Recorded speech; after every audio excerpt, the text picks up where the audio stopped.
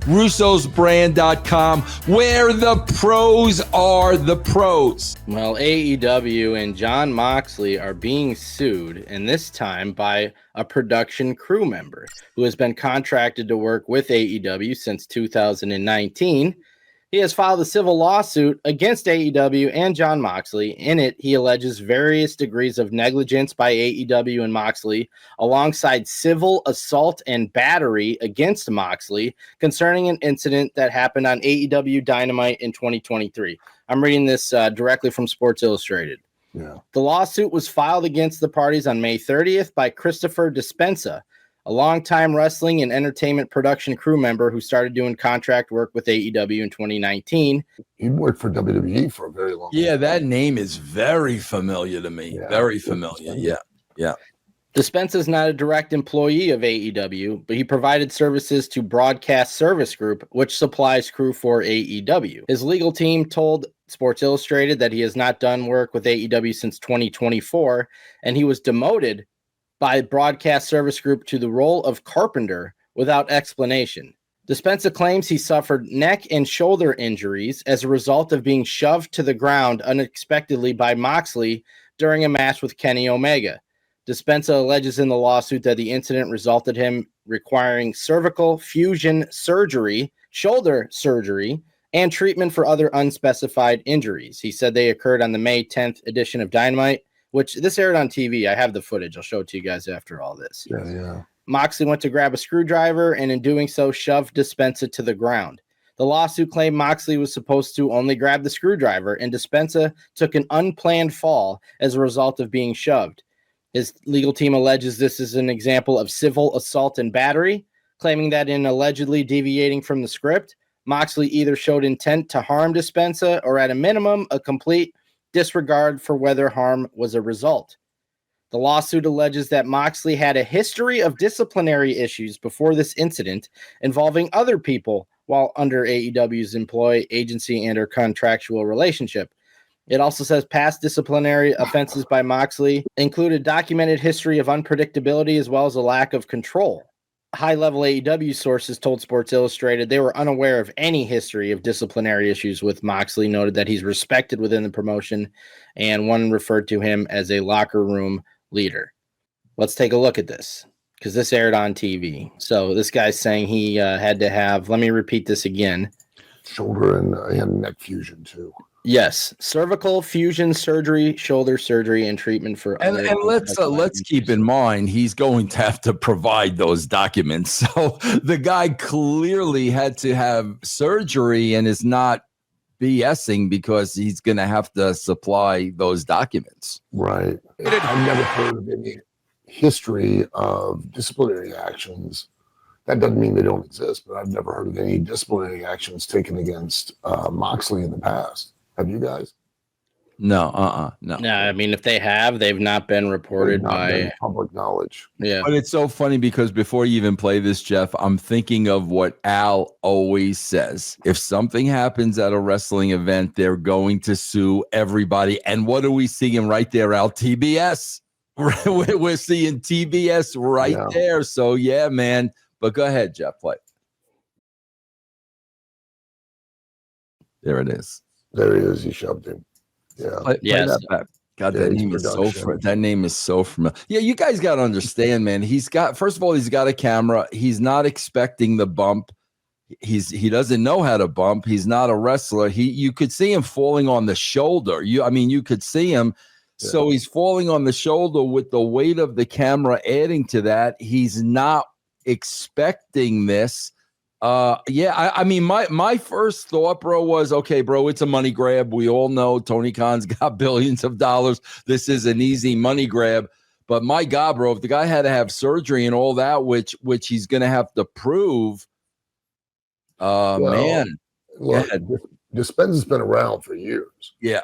In the wrestling business. Yeah. You know what I mean? So, and you've never heard anything like this prior. No. He doesn't have a history of that kind of action or opportunist that takes advantage of situations. Dispenza's been with WWE for a very long time. Yeah. And I know him, and have known him personally. So I can only imagine that, the only thing that makes it a little kabuki-ish, I guess, is just the time frame. Is that this happened when, Jeff? And then we wait till now. And I don't know. Over 2 years ago, May 2023. Yeah, maybe maybe there's not discussed the efforts that he took to find some kind of resolution prior to taking this action. Or maybe he was, or maybe, again, like you said, Al, he's been in the business for a very, very long time. Maybe he didn't want to file action, but then when he found out the severity and, what it was going to cost him, if he had to go out of pocket to pay, bro, he's got to get that money. Well, and also they stopped using him in December, and then he got demoted with the company that he was working for. So, right, yeah. Could have been a need to do this. It sounds like the timeline tracks. It makes sense, Hey, Al, I want knowing Dispenza, knowing how long he's been around the wrestling business, and none of this has ever happened before. I want to hit this point of view because I can understand this. Like I'm almost, I'm not. It's not that I'm defending Moxley. But I can almost understand this because you're talking about, Al, in situations like this, bro, you got adrenaline pumping. Oh, yeah. There's no question about it. But that's what I want to ask you, Al. I'm sure you've been in this situation a million times. Yeah. With the adrenaline pumping, man, if you're a pro, you've got to be able to manage that adrenaline. So my question to you is, can adrenaline be managed? No.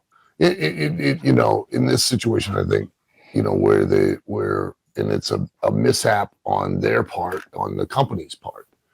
The company should have addressed and immediately and took steps to take care of Dispenza because of the situation that occurred during the match. And, it was inadvertent, but the company would avoid a lot of trouble, another public black eye, and additional expense if they'd have just went ahead and addressed it from the start. If they'd have just did what they did.